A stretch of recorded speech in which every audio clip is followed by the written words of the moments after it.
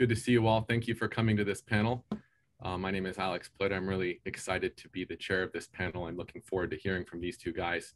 I think they're in perfect position to tell us about the Thomistic tradition. Rob McNamara is going to be telling us about that, whose work's been on Edith Stein. He's been intimately involved with the St. Thomas Institute. And Mark Spencer has done a lot of research and thinking on personalism, as well as Franciscanism. And I'm really excited that these two panelists are together here.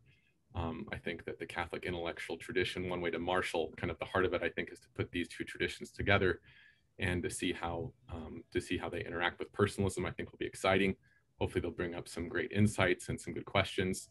And I'm going to give each of these panelists 10 to 15 minutes, up to 15 minutes. And I don't know, either one can go first. I'm not really sure which one wants to. I'll let you guys work that out. But I'll stand by and run the queue. Be sure to panelists out there, put your questions in the Q&A. Also, the chat function's there for you to put little comments as well. But if you have questions and answers, put those in the Q&A function. And with that, I'm just going to turn it over to you guys and enjoy the session. Hey, Mark, would you like to go first? Why don't you go first, Rob? Okay. So what I'm going to look at is what's come to be called Thomistic personalism, and you find it in both Karl Wojtyła, later Pope St. John Paul II, and Edith Stein. And in these two thinkers, we find clear parallels in the way they use Thomistic thought and integrate it into their personalistic philosophy. So the parallels then that we would find is, we find in St. Thomas something of a point of departure for personalism. So I'm going to begin by reading a quotation from Wojtyła. St. Thomas was familiar with the concept of person and defined it very clearly. It is not to say, however, that he was equally familiar with the problem of personalism, or that he presented it as clearly as the problem of the person. We would, however, be correct in thinking that, since he presented the problem of the person so clearly, he also provided at least a point of departure for personalism in general. Now, what you see here is a quotation from Karl Wojtyła in an article titled Thomistic Personalism. And this article itself represents something like a guiding charter for personalistic thought in a Thomistic vein. And what he does in this article then is he integrates certain insights and teachings from St. Thomas. The principal ones would be the definition of the person that has often been called the classical definition that appears first in Boethius, and St. Thomas then takes it up in the Summa Theologiae and deepens our understanding of the meaning of that definition. And the classical definition then is integrated into Wojtyła's thought as he moves forward with a more phenomenological exposition of the person. And we see this also in St. Edith Stein, who looks at the human person principally in the work, The Structure of the Human Person. And there also we find something of an integration of St. Thomas's understanding of the person. Now, not only do we find the definition of the person appear in both of their thought, but we also find the human person understood as a composite of soul and body, of spiritual soul and living material body. And then we also find that the soul is the principle of the powers of the soul. And so these three areas of Thomistic thought, the definition of the person, the composite of soul and living body, and the powers of the soul, both Karl Wojtyła and Edith Stein integrate into their personalistic thought. Now, what we see undergirding all of that is that both Stein and Wojtyła are formed in Thomistic thought. They're competent in the Thomistic tradition, and yet also they're phenomenological in the way they come to appreciate what the person means. And so we see then that they take this core body of anthropological teaching from St. Thomas, and then they think about it in a phenomenological mode of investigation and begin to integrate personal subjectivity into this Thomistic understanding of the person. Now, what we see then in St. Thomas is a clearly defined metaphysics of the human person, and integrated into that is this personal subjectivity that's brought to light most clearly in the phenomenological tradition. Now, sometimes we see these two traditions of thought as standing not only in contrast to one another, but in some degree of tension or even contradiction or opposition. But what we see in Wojtyła and Stein is an integration of complementary ways of conceiving of the person. One which you could call, and we find these terms in Wojtyła, an objective metaphysical structure of the human person, both as a person and as human, And this then is understood in terms of the ontology of the person and the activity of the person. And what we have integrated with that then is this subjective experiential recognition of the importance of personal subjectivity. And so you could say that when St. Thomas presents us with the objective metaphysics, Stein and Wojtyła integrate this subjective perspective of the human person. Now, when they do so, they integrate human subjectivity as something objective. So the personal subjectivity of the human being for Edith Stein and Wojtyła is an objective feature of what it means to be human, of what it means to be a person. Even though it's something experiential, it's something we can understand objectively and relate to objectively in a conceptual way. Now, both in Stein and Wojtyła, we not only find this integration, but we also see that they give a preeminence of place to personal subjectivity. Now, there's another quotation from Wojtyła that brings this clearly to mind for us. The experience of the human being cannot be derived by way of cosmological reduction.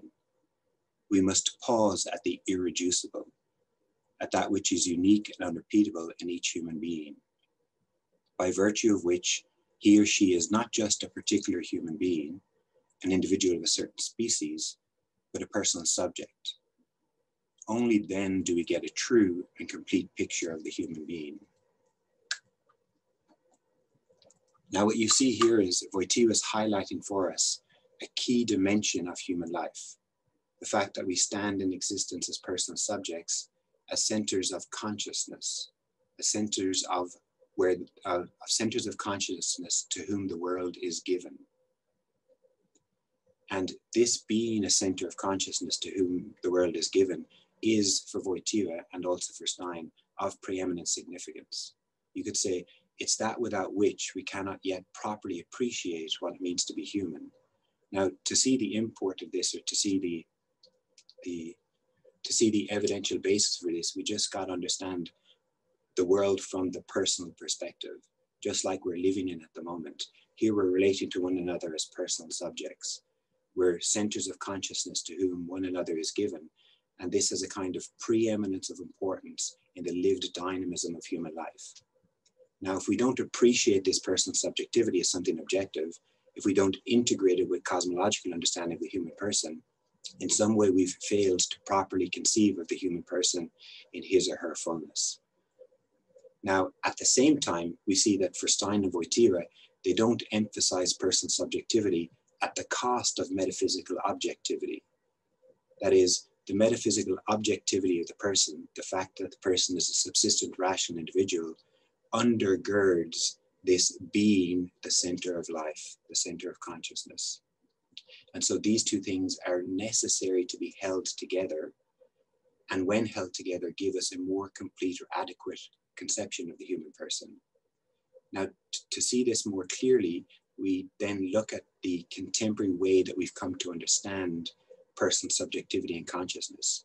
Wojtyła says that the contemporary era has a tendency, since the modern era, post-Descartes, to hypostasize consciousness and to locate the person and personhood entirely in consciousness. And then we have this distinction between mind and body, and we have the mind-body problem. For Stein and Wojtyła, however, we are personal substances. We are subsistent rational individuals. And as such subsistent rational individuals, we rise to the luminosity of consciousness. And this is the presence of our personal subjectivity.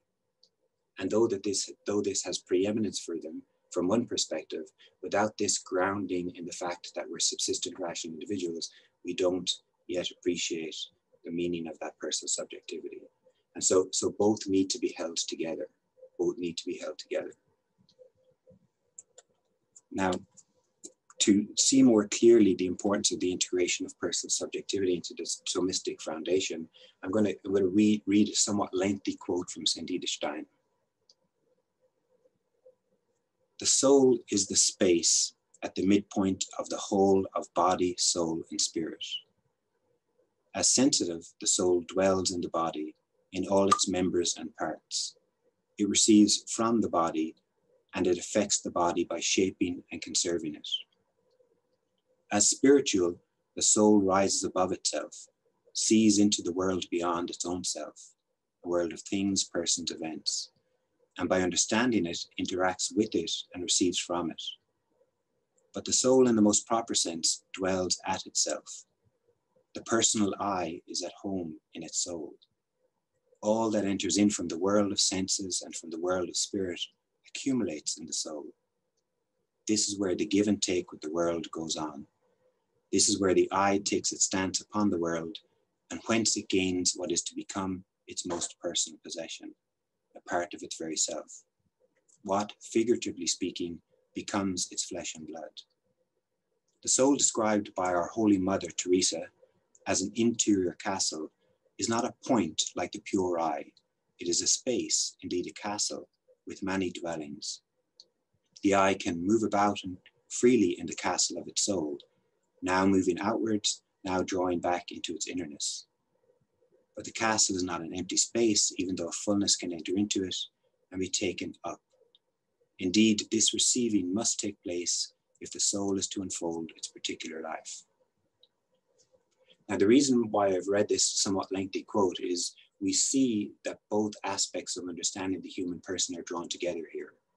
This is deeply rooted in the Thomistic tradition. Here we find the spiritual soul as form of the living body. And here we find that tripartite structure that's put before us in sacred scripture, spirit, soul, and body. And so the human being is this unitary being with the spiritual soul that is the form of the material body. And yet integrated into this conception of the human person, the structure of the human person, is this emphasis on the spiritual interiority, that center of personal subjectivity. And then with that, we have integrated into it the mystical tradition of Catholic Christianity, found in St. Teresa of Avila, who describes the interiority of the soul as a castle. What Stein adds to that philosophically is that the castle has this preeminent dimension that she calls the personal I. And it is to the personal I that the whole world is given. The personal I is this centerpiece of the soul. And the personal I then can roam about in this spiritual interior and engage the outward world from this interior and receive from the outward world into this interior.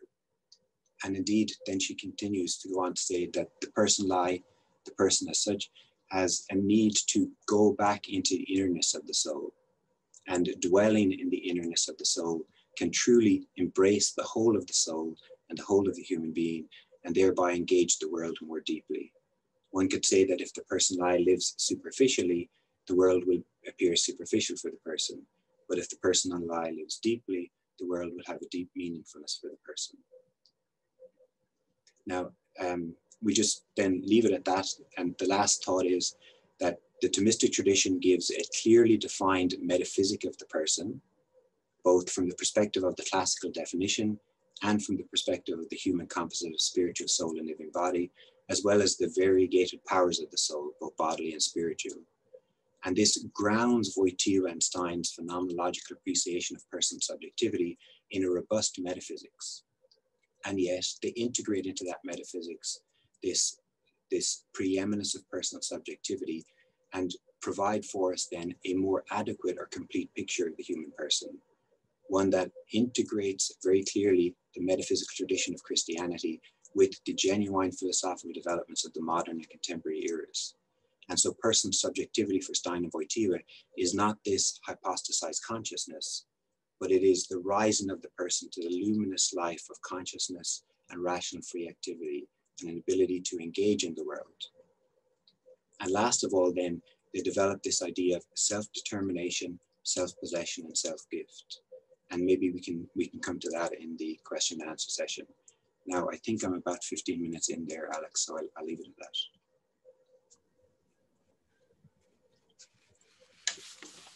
Thanks for that, Robert. That was excellent. You're about maybe 11 minutes, so you did great. Okay, I watched. So Mark, I'm going to turn it over to you now, and we'll hear about the Franciscan tradition and personalism. Thanks, Alex, and thanks, Robert, for that very stimulating discussion of Thomistic personalism. What I want to do here is I want to turn to some other strands of the Catholic tradition, which I don't think are at odds with the Thomistic tradition, but augment it and supplement it in various ways. As Alex said, I want to talk a little bit about the Franciscan tradition, and then I want to talk a little bit about the medieval Greek or Byzantine tradition. And what I want to do here is just touch on a couple of points, and I can only do this very briefly, where we see some precursors to contemporary personalist ideas. So first, the Franciscan tradition. And here I want to draw especially on two medieval Franciscans. They both lived in the 13th century, Saint Bonaventure and Blessed John Duns Scotus. And I think we see at least three ways in which these Franciscan thinkers provide a sort of precursor set of ideas to contemporary personalism. The first is in their understanding of what it is to be an individual. And here I think I need to clarify some terms. We talked about this term individual yesterday. I talked about it in my talk yesterday morning. Professor Seifert talked about it in his talk. And this word individual, as J.J. Sanford actually mentioned in the last session, is a very controversial word in the history of philosophy. It has lots of different meanings. There's lots of arguments about what it means to be an individual and what makes us individual. And I first want to contrast two senses of this word individual. Yesterday, when I spoke about the notion of being an individual, I contrasted it to the idea of being a person. In contemporary personalism, especially in thinkers like Jacques Maritain, great Thomistic personalist, there's a contrast between the sense of being an individual and being a person. Being a person means being open to reality, being open to reality through our intellect, through our freedom, through love, and especially through this openness to being able to determine myself so as to be able to make a gift of self. The sense of individual that Maritain is working with in contrast to personhood is this sense of being closed in on my own needs, being focused egocentrically purely on what's going to satisfy me in isolation from others. So that's one sense of the word individual. These Franciscan thinkers, St. Bonaventure, Blessed John Duns Scotus, are working with a different sense of individual. Here, individual means what makes me a concrete instance of human nature. We all have this nature in common. We're all human beings. We've all got the same basic sorts of powers. We're all composites of soul and matter. But I am a concrete instance. You are a concrete instance of that nature. There is something that makes me such that I cannot have instances.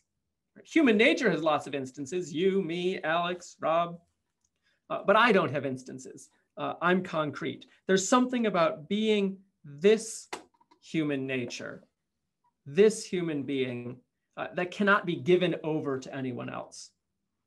I am the only one of my kind, in a sense. And the Franciscans are really focused on this idea of individuality.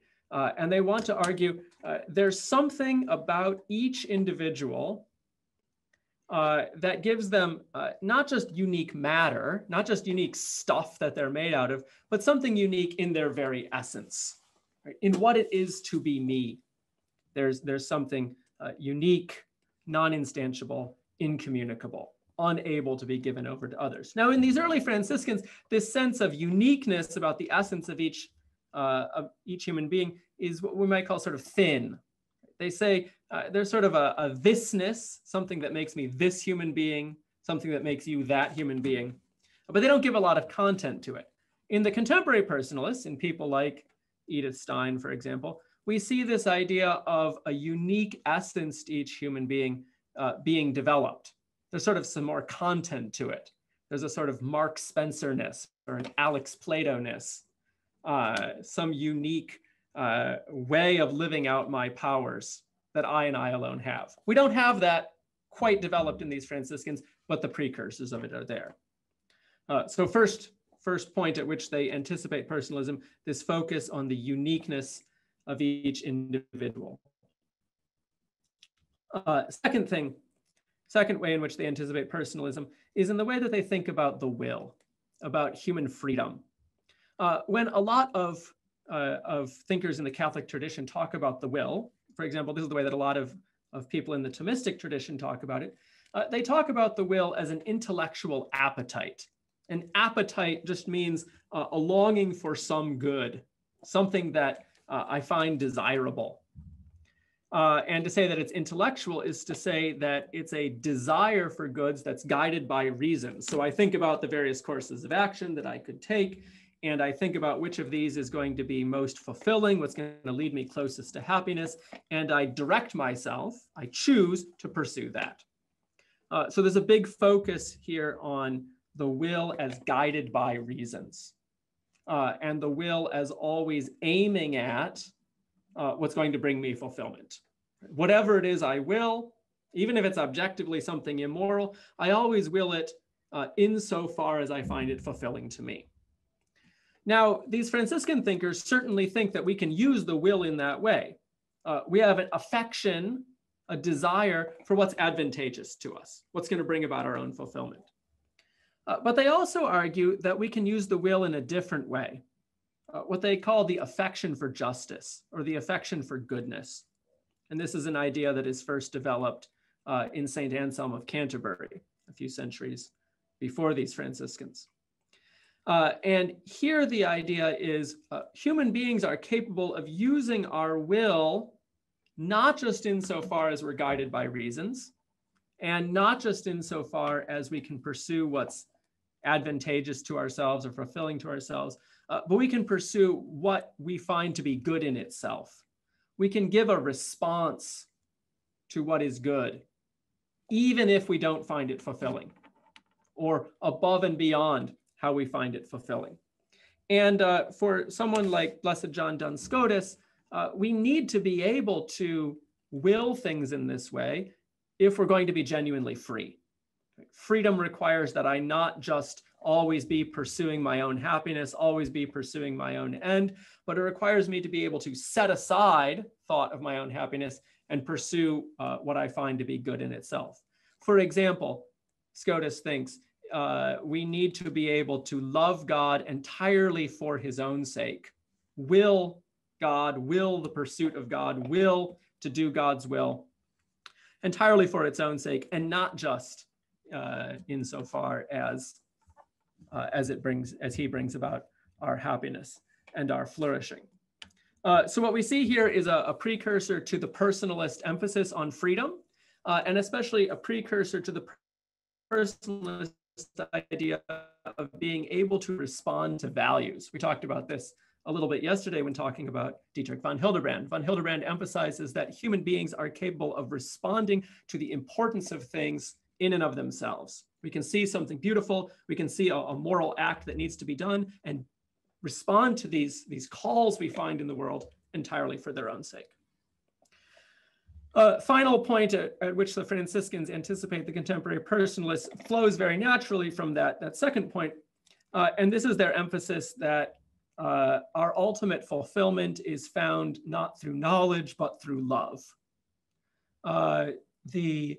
The full flourishing of the human being certainly requires that our intellect be perfected, that we attain knowledge of the highest things, knowledge of God, vision of God, but more fundamentally, more deeply, we long to be united with other persons, and especially with the divine persons, through love.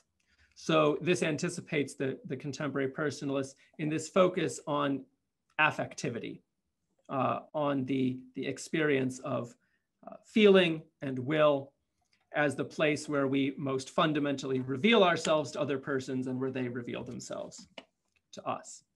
Lots more that could be said about the Franciscans. Let me turn very briefly to another tradition, a tradition that actually influenced the Franciscans. So we're going back in time a little bit further here.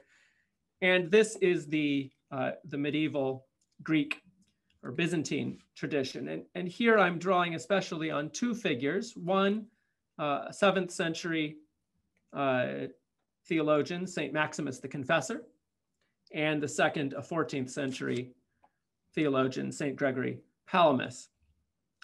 And these thinkers develop their account of the person in ways that, again, anticipate certain features of contemporary personalism. And they do so through trying to develop the content of the early Trinitarian and Christological councils. We talked about this a little bit yesterday, how our contemporary idea of the person is really a development of those earlier theological and conciliar ideas. We see worked out in those early councils the idea that we need to make a distinction between the natures of things and personhood. So on the one hand, God has a nature, human beings have a nature, in Greek, ousia, where the nature makes us what we fundamentally are. But over and above, in addition to having natures, we are persons. We are beings who possess a nature and who possess ourselves and who possess freedom. And this idea of freedom is one that is particularly developed in this Greek tradition. The reading that I gave you is from contemporary theologian John Zizioulas, who's developing and working within this Greek or Byzantine tradition. And he really zeroes in on this idea of freedom. In this Greek conception, working off of the content of the Trinitarian and Christological councils, we find that the foundation of reality, the most important thing in reality, that in light of which all other things are intelligible, is not an impersonal nature. It's not purely something discoverable by natural reason. The foundation of reality is a person, the Father, right? The one from whom the other persons of the Trinity proceed, and then from those persons, all of creation. So the foundation of reality is a free person. And so our fundamental contact with reality, the way in which we can become aware of what exists at the most fundamental level, is not through purely conceptual reason, which is not to say that philosophy is unimportant or conceptual reasoning is unimportant, but it doesn't get us to what is most fundamental. What gets us to what's most fundamental is persons revealing themselves in freedom. Right? We discover the very basis of reality in the Father's self-revelation through his Son and through his Spirit. And on this Greek conception, what we most long for is not just the fulfillment of our natures. And again, they're not saying we don't have a nature, that we don't need to follow the natural law, but what we long for most is not just to fulfill my nature, to follow the natural law, for all of my powers to be, to reach their proper end. But rather what I most long for is communion with other persons, right? Acting in common with other persons. And this brings us to what is perhaps Maximus and Palamas's most important contribution to the philosophical and theological tradition, which is their emphasis on the importance of persons' activities, what they sometimes call our energies, in Greek energeiai, which is just a word for our being active, our being at work, our being self-revealing, that this is the fundamental point in seeing and acting with the activities of other persons, where we discover this fundamental layer of reality. Our activities, our self-gift, the ways in which we reveal ourselves, especially in love, are for these theologians part of what it fundamentally is to be a person. Our acts are not mere accidents, sort of over and above what it is to be a person. They are the very revelation of what it is to be a person. We find our greatest fulfillment by seeing other people act and acting along with them. And in particular, seeing how God is active in the world and acting along with him, where we see his activities in creation, in salvation history, in our own lives of faith, as real revelations of his free personhood. So this is a vision of the world wherein we are supposed to perceive the world in a fundamentally personalistic way. The whole cosmos is a revelation of the divine persons to human persons, drawing us into this communion of love. Lots more that could be said also about the medieval Greek philosophers and theologians and the ways in which they develop a personalistic vision of the world. But I think I'll leave it there and we can go to questions. Thank you. Thank you so much for that, Mark, and Robert as well. A very fascinating start to some deep conversation. There's a lot of great questions here, and I don't think we can get to all of them, but I'm going to try to select a few. I would like to ask one myself first, after just drawing out the observation that the scholastic tradition, I think everybody who knows personalism and JP2 and von Hildebrand know that tradition is a very important tradition, and there's many different kinds of sub-traditions within scholasticism, like Franciscanism and Thomism, but there's more than that as well. And I'm glad that we got at least two of those on the radar screen, but also the Byzantine Greek tradition as well. I think that's really important. And as you said, Mark, part of the Franciscan tradition in a certain way as well, interestingly. Now, I had a question for either one of you guys, Rob or Mark. What do you find as distinctively important from your particular tradition that isn't in the other tradition? And then what do you find in the other tradition, right, that you think is complementary? So in other words, how can personalism in a certain way bring a kind of unity and diversity with these traditions? One of the, if I may first, Mark, you touched upon this very clearly in your own talk. One is individual and individuality. So in St. Thomas, the human individual, just like all other material individuals, is grounded in the matter of the living body, in designated matter. Stein disagrees with Thomas on this, and she utilizes Thomistic grounds to do so. And she develops then this formal understanding of the individuality, and this is particularly important then when we come to persons. And for Stein, what I mentioned in my talk, the personal I, this is the ground and bearer of human individuality. That's something you don't find in the Thomistic tradition. It's something you find allusions to in the Franciscan, as Mark spoke about, especially in Duns Scotus. But this is something distinctively new, and not only a contrast with the Thomistic tradition, but a contradiction. And that contradiction is, I suppose, being worked out by scholars, and I'm sure we'll continue to discuss it for the centuries to come because it's not going away. Let me just pick right up on that point. So I also think that this formal understanding of individuality, or this locating of what makes us distinct and unique individuals in the form and in the essence of each individual being, especially each individual person, it is a real development. At the same time, I find something helpful in that Thomistic account of individuation by matter, insofar as I think that focusing on the matter from which we were made, in a sense, keeps us grounded. There's a way of thinking about this individual essence, right? Mark Spencer-ness or Robert McNamara-ness, excuse me, that can sort of get detached from concrete reality. I can come to think, as someone mentioned yesterday, we should not think that there's a sort of pure me inside of me, right? This true self, and all of this, you know, all of my social roles and all of the conditions that society places upon me and all of my material conditions and maybe even facts about my body themselves are not the real me, right? That there's this true form, this true soul within me that I've got to discover. And that's certainly not Stein's view. And I think that thinking about our individuality in relation to matter, as the Thomistic tradition does, can help us avoid that sort of Gnostic tendency.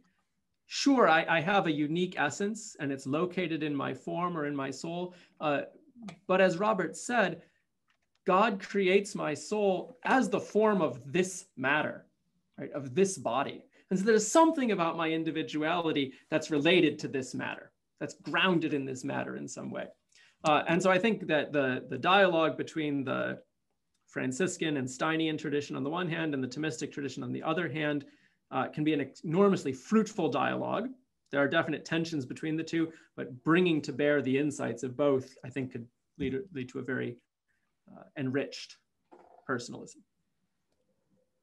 Excellent. Thank you for that. You know, there are several questions here, and I myself would like to hear a little bit more on the tripartite view of the soul that Rob, you mentioned. I see a lot of interesting roots in the Franciscan tradition myself, and I'd like to hear what you guys think about just that idea of a tripartite view of the soul. Oftentimes we just hear about the body and the soul is the form of the body, and it's these two parts are the composition of the human person. But here, right in the very beginning, Rob, you mentioned the tripartite view, and there's at least several questions about that idea. So I wonder if we might explore that just a bit more. Yeah. So we find this tripartite structure in sacred scripture, spirit, soul, and body. And yet often in the philosophical tradition of Christianity, we see that the soul is the form of the body. And then how do we hold together these two, at least terminologically contrasted understandings of how the human being is composed? One way that we do so, and Stein does this in her work on the structure of the human person, is understand that the meaning of the term soul and the meaning of the term spirit, as also of body, is not always the same. There's a manifold of meanings for each of these terms, and we have to be careful when we use them, what meaning we integrate into how we're understanding it. So let's start with the soul is the form of the body, and we'll expand that a little bit. The spiritual soul is the form of the living material body. So we see that the soul of a human being is a spiritual kind of soul. Why so? Because it has a spiritual dimension. It has spiritual powers, the powers of rationality, the rational powers, reason itself, and will. And so when we use the term spirit of the human being, we can be identifying the whole of the soul, because the soul is a spiritual entity, or we can be identifying this dimension of the soul that is properly spiritual and transcends the body. And what we see here then is when we speak of the tripartite structure, we're identifying one dimension of the soul, the spirit, and then we're identifying that spirit as form of the body, and we call it soul, and then the material that's formed into the body we call the living body. Is that a helpful start point? I think that's really good. I'd like to hear Mark's opinion. Jump in there too, if you could. Yeah, I think that develops it very nicely, and I think we, in that contrast between two uses or two affections of the will that St. Anselm and Bonaventure and John Duns Scotus talk about, I think we see one potential way to think about the sort of contrast between soul and spirit.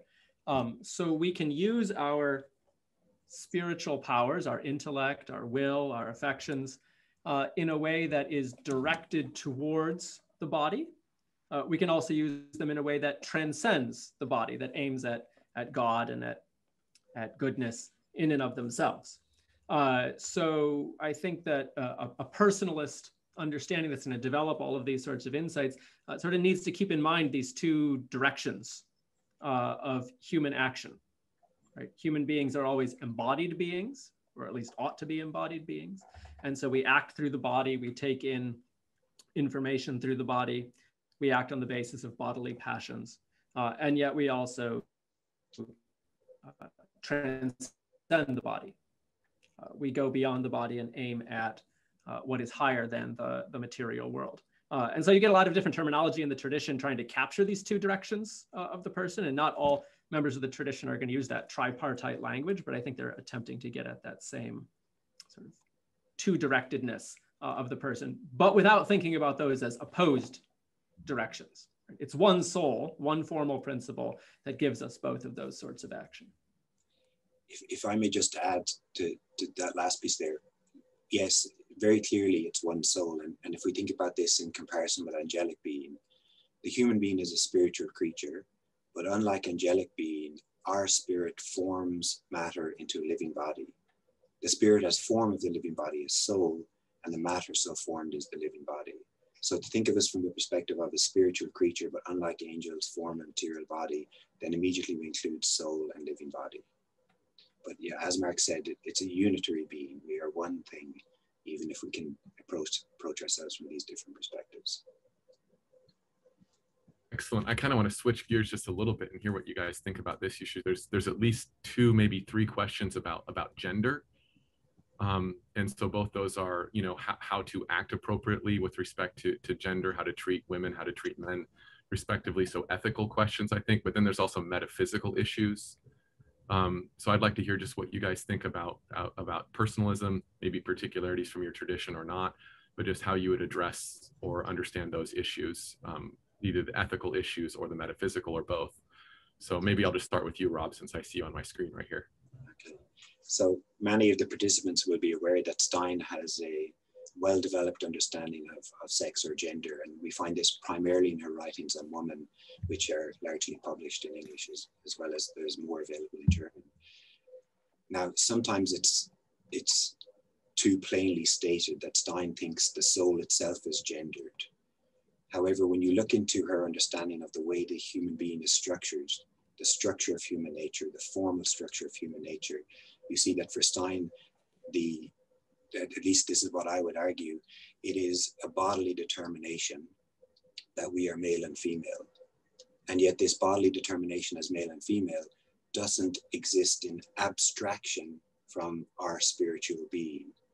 But since we're one soul forming one body, there's a bottom-up impact of this bodily determination, which can truly be said, I think, that the bodily determination of gender dynamically determines the spiritual constitution of the soul, such that you could say the soul is feminized or masculinized depending on this bodily determination of male and female. And so then we see that to be male or female is something that you could say moves through all the layers of what it means to be human and has spiritual import, and yet at the same time is determined by what is bodily. At least that's how I'd argue Stein would portray gender from a metaphysical perspective. And you see this very clearly then having import for human life, dynamically, practically, ethically. We find our bearing in the world in the body, and the body is the medium through which we encounter things, persons, and events. And if the body bears this determination that's so significant for human life, so significant that we have marriage and family founded upon this distinction of male and female, then it's going to have a defined personal import. It's going to be personally significant whether I'm male or female. And that won't be something that's left at this superficial layer of my being, but resonates throughout the entirety of all dimensions, you could say, of what it means to be human. Thanks, Robert. Yes, I think that's a beautiful expression of a very robust personalist account of gender. I just want to add a little bit of sort of historical background here. We've heard a couple of times from a number of speakers about how there are different personalisms. And when we bring in this Greek or Byzantine tradition, which then extends into the modern times in the Greek and Russian philosophical traditions, I think we see an interesting contrast, and maybe one that's fruitful to reflect upon in this question of gender.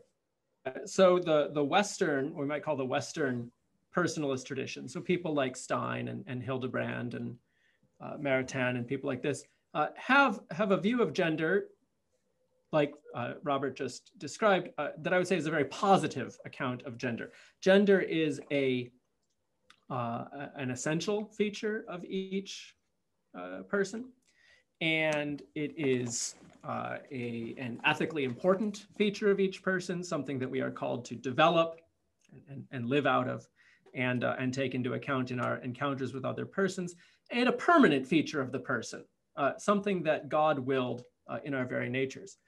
We see a rather different view in the Eastern or Byzantine personalist tradition. Here, sex and gender are consequences of the fall.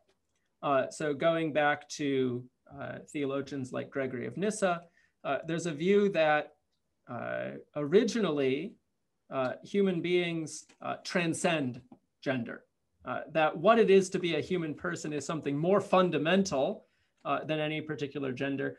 And we merely have gender and sexual reproduction and things like this as a consequence of sin.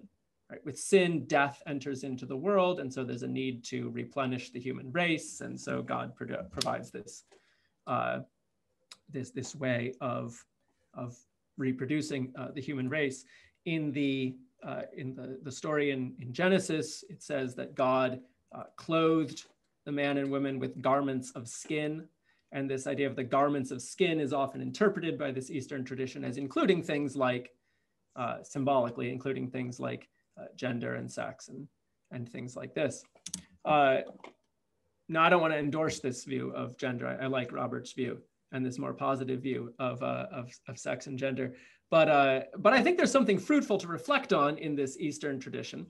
And what's fruitful there is, in my opinion, is this idea of human nature as something common to both genders. That what it is to be a human being, to be an intellectual being, to be a spiritual being, an embodied spirit, is something that both men and women have equally. And I think that's a sort of crucial feature of personalism that perhaps the Byzantine tradition overemphasizes or emphasizes to the detriment of the positive features of sex and gender, but one that we would do well to reflect upon. I'd like to just add at the end of that I've given my interpretation of Edith Stein, and I think it's correct, but there are of course other interpretations out there, so it's not without controversy.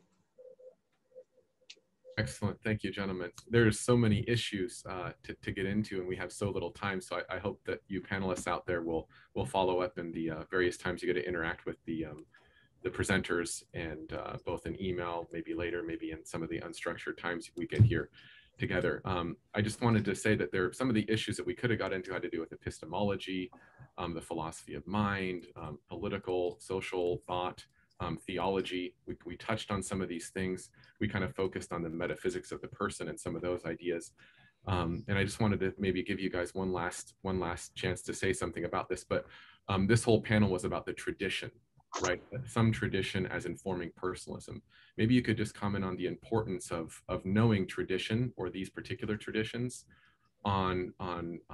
for understanding and making personalism deeper and rooted in the Western inheritance that we have here. And so I wonder if you just comment again on the importance of tradition or those particular traditions from your point of view, so that we can follow this up in our own reading and study. One thing that I would perhaps place in the discussion here is that a philosophically well-developed understanding of the person appears in a defined way in the Christian tradition, precisely because we came to identify God as one God, three persons, and the incarnation as one person and two natures. And so what we find here is the same term and concept used in the two fundamental mysteries of Christianity in such a way that person becomes a very important term and concept for us to understand. And so many Christian thinkers, the fathers, early medieval, late medieval period, really developed for us a clear understanding of the person from a metaphysical perspective. And we have one definition laid out here, an individual substance of a rational nature, and there are other definitions that complement this definition. Now, it seems to me that this 2,000-year history well undergirds the personalist movement in philosophy in the Catholic intellectual tradition. And when we introduce the preeminent significance of person subjectivity into this picture, we have this robust grounding. And without this traditional understanding of the person from a metaphysical perspective, we would have a foreshortened view of what it means to be human. And we'd have this tendency, as I mentioned in my input, to hypostasize subjectivity and consciousness without this deep, deep grounding. I would echo everything that Robert just said, that we need this grounding in the tradition. And I think we need this grounding in the broader tradition for a couple of further reasons as well. We contemporary human beings tend to have an inclination to regard our own age as one that has sort of gotten everything figured out, right? Like we understand things better than they did in previous ages, right? We're very impressed with the advances that we have made. And it's important to be well rooted in the tradition in order to counteract that sort of hubris. There's a lot of things they figured out really well in earlier ages and a lot of resources to draw upon. and we would do well to draw upon them.